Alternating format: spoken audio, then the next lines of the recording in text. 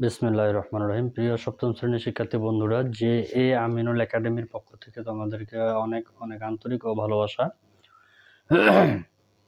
তো এখানে তোমাদের নতুন একটি অধ্যায় নিয়ে আজকে আলোচনা করব, সম্পূর্ণ নতুন একটি অধ্যায়।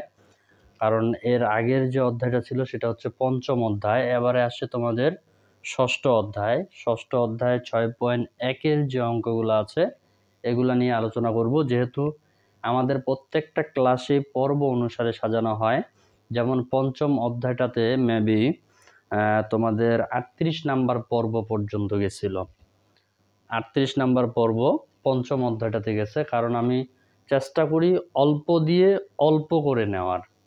হ্যাঁ, একেবারেই দিয়ে দিলাম গোটা বই, কমপ্লিট করতে পারলাম না, বুঝতে পারলাম না, সেটার কোনো ভ্যালু নাই। যার কারণে আমি আমার মূল ইচ্ছা হচ্ছে, মূল চেষ্টাটাই হচ্ছে তোমরা অল্প করে শিখো, তবে ভালোভাবে শিখো, পুরোটাই কমপ্লিট করো। তাহলে এই 6.1-এর একবারে লঘিষ্ঠ আকারে প্রকাশ করো, সম্পূর্ণ নতুন একটি অধ্যায় এবং খুব সহজ যদি ভালোভাবে বুঝতে পারো। আর পর্ব হচ্ছে 1, অর্থাৎ এই 6 অধ্যায় যতদিন চলবে পর্ব অনুসারে চলতেই থাকবে। যদি কেউ মাঝখানে ক্লাসগুলো দেখা শুরু করো, তাহলে তোমাদেরকে বলবো যে পর্ব অনুসারে একটু দেখে নেওয়ার। মনে করো যে তুমি মাঝখানে চলে আসছো, 5 বা 7 পর্ব তুমি একবারে চলে আসছো, এর আগের যে পর্বগুলো আছে ওই পর্বগুলো একটু দেখে নিবা। তো এখানে 1 নম্বরের যে অঙ্কটা আছে a²b a³ c। আচ্ছা, লঘিষ্ঠ আকারে যখন আমরা এটাকে প্রকাশ করব, সেক্ষেত্রে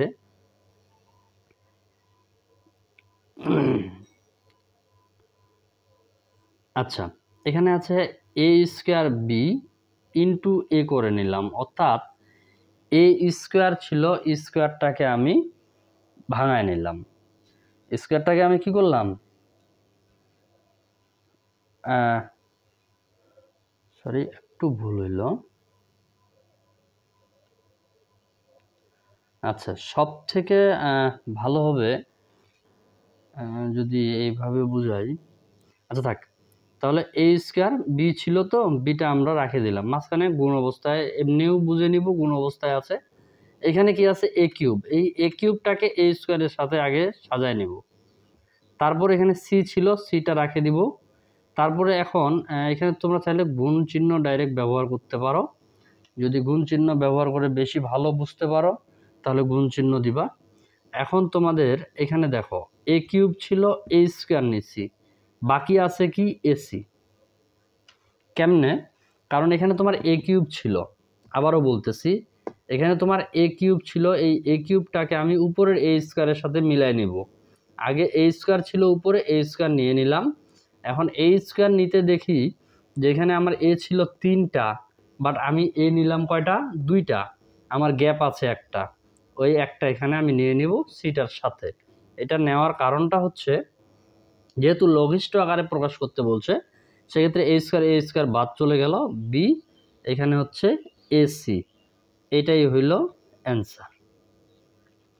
মিলাবো, কাটবো, মিলাবো, বাদ দিব। বুঝা গেছে? আচ্ছা, এখন যদি 2 নাম্বারটা একটু দেখো, এই জাতীয় যতগুলা অঙ্ক আছে এখানে লঘিষ্ঠ আকারে প্রকাশ করতে বলছে তোমাকে 1 থেকে 10 পর্যন্ত। 1 থেকে 10 পর্যন্ত। আমি তোমাদের আজকে শুধু এই 2টা অঙ্কই ক্লিয়ার করব। বাকি যে অঙ্কগুলো আছে তোমাদেরকেই কমপ্লিট করতে হবে। হ্যাঁ, এখন তোমরা বলতে পারো যে আমি পারলাম না, আটকে গেছি, কোনো রকমের সমস্যা আছে। আমি তারপরেও তোমাদেরকে বলতেছি, নেক্সটের যে পর্বটা, বাকি অঙ্কগুলা সেই পর্বে তোমরা পেয়ে যাবা, কিন্তু তোমাদের নিজের যে ইচ্ছা শক্তিটা এটাকে আগে প্রকাশ করার চেষ্টা করবা। তাহলে এখানে আছে a², a²টাকে আমরা মিলাইতে পারতেছি না। মিলাইতে পারতেছি কিভাবে? যদি একটু খেয়াল করি, এখানে উপরে আছে abc, নিচেও কিন্তু আছে abc। উপরে একটা a বেশি আছে, নিচে একটা, উপরে একটা a বেশি আছে, নিচে একটা b বেশি আছে।